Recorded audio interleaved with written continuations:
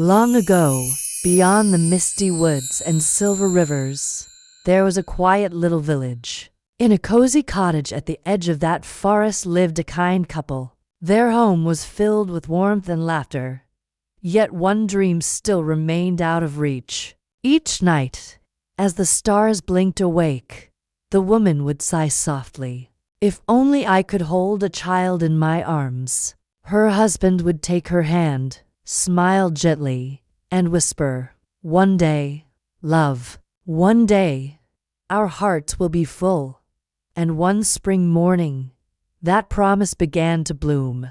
The woman was with child, a miracle they had longed for. But joy soon turned to worry, for she began craving something unusual. The fresh green rampion that grew only in the garden of a sorceress, who lived deep within the forest. "The scent," she murmured. "It's calling to me. Please, just one bite. I need it." Her husband's heart ached.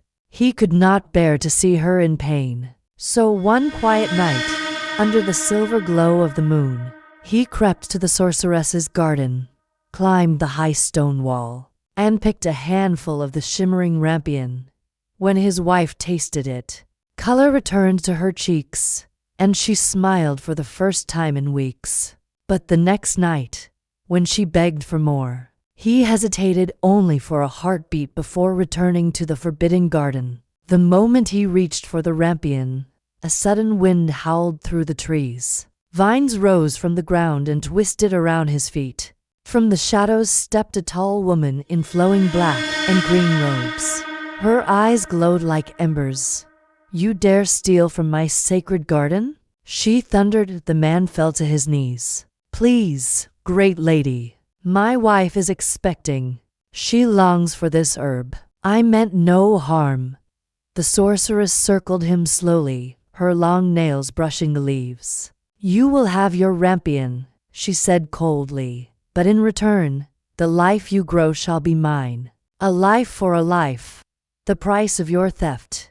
He gasped, but before he could speak, she vanished into the wind, leaving only the echo of her words.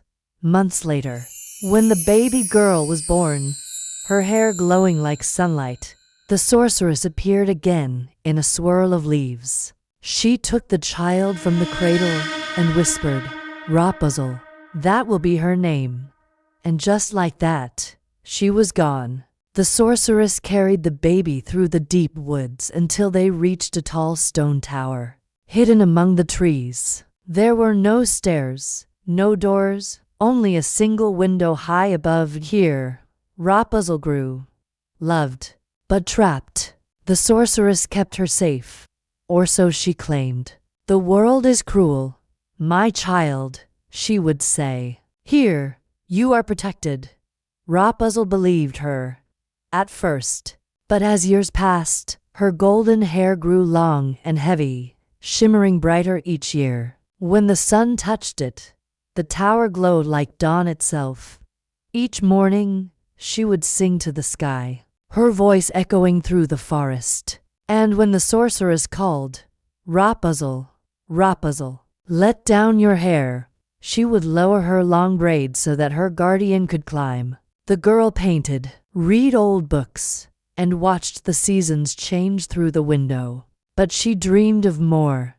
"Mother," she would ask, "what lies beyond the forest?" "Nothing but sorrow and danger," the sorceress replied. "Be grateful for your peace." Still, Rapunzel's heart longed for the stars she could only see from afar.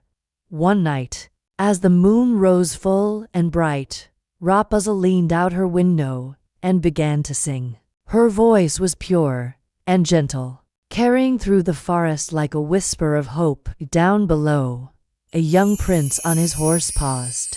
The melody wrapped around him like light, sad, beautiful, and full of wonder. He followed it through the woods until he reached the hidden tower.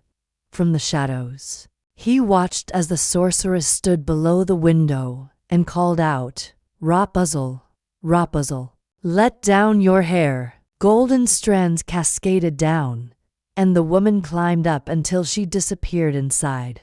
The prince waited until the next day. When the sorceress had gone, he stepped forward and spoke softly. Rapunzel, Rapunzel, let down your hair. Startled, she looked down. You're not Mother Gothel, she said. Who are you? A friend, he replied. I heard your song, and I had to see the one who sang it. She hesitated, then smiled faintly. No one's ever come for me before. Slowly, she let down her hair. The prince climbed carefully, his heart pounding. When he reached the window, he froze, for she was even more radiant than her song. Rapunzel stared back, curious yet shy. I've never met anyone but Mother Gothel, she said softly. Is the world truly as beautiful as I imagine? It's more, he replied.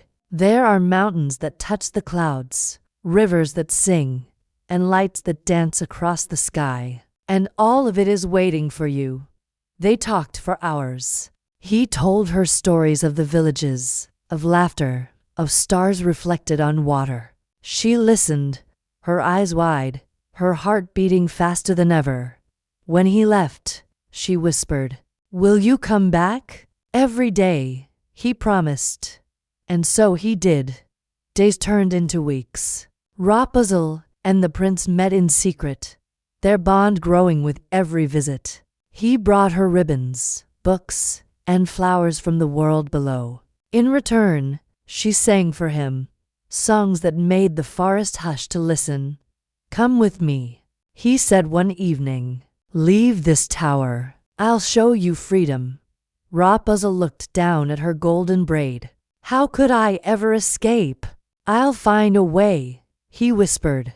Tomorrow, I'll bring a horse. Be ready. That night, Rapunzel could not sleep. She painted stars across her ceiling and whispered, Tomorrow, I'll see the world. But fate had other plans. When the sorceress climbed the tower the next morning, Rapunzel's heart was still racing with joy. You seem different, child, the woman said suspiciously. Did something happen while I was away? I've seen the stars up close in my dreams, Rapunzel stammered. But the sorceress could see the truth in her eyes. Her voice turned cold. You let someone climb the tower. No, I only spoke to him, Rapunzel pleaded. He means no harm. Foolish girl. Gothel's anger rose like a storm. She seized Rapunzel's braid and, with one cruel motion, cut it off. The golden hair fell like sunlight to the floor. Now, she hissed, you will learn what it means to be truly alone. With a spell and a flash of green fire, Rapunzel was cast into the far desert, a land of dust and silence. When the prince returned, he called from below, Rapunzel, Rapunzel, let down your hair. The braid fell, but when he climbed up, it was not Rapunzel waiting at the top. It was the sorceress. She's gone, she said cruelly, and you'll never find her. Heartbroken, the prince stumbled back and fell from the tower. He landed among the thorns, and darkness took his sight. For days, he wandered blindly through the forest, guided only by the echo of her song in his heart. He refused to give up. Her voice, he whispered, if I can hear it again, I will find her. Years passed. Rapunzel lived alone beneath the desert stars. She built a small home of stone, grew what little she could, and sang to the wind. Though her heart was scarred, she never stopped believing that love might find its way back. Then one evening, as the sun bled gold into the horizon, she sang the song she had once sung in her tower. The song of longing and freedom far away. In the wilderness, a blind prince stopped walking. That voice, faint but unmistakable, carried on the wind. Tears filled his sightless eyes as he followed the sound. He stumbled through thorns, sand, and darkness until, at last, he reached her. Rapunzel, he called weakly. She turned, dropping the water she held. her heart trembling. "My prince!" They ran to each other, tears streaming down their faces. As she held him close, tears fell from her eyes, and where they touched his skin, light blossomed. When he opened his eyes, he could see again. "You've healed me," he whispered.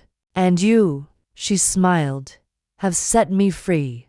Rapunzel and the prince returned to his kingdom, not as royalty trapped by walls, but as two souls who had found their freedom. They built a home filled with music, laughter, and sunlight. Every window opened to the sky. Every door opened to the world. Sometimes, when the evening breeze carried her old song, people swore they could see strands of golden light dancing across the horizon.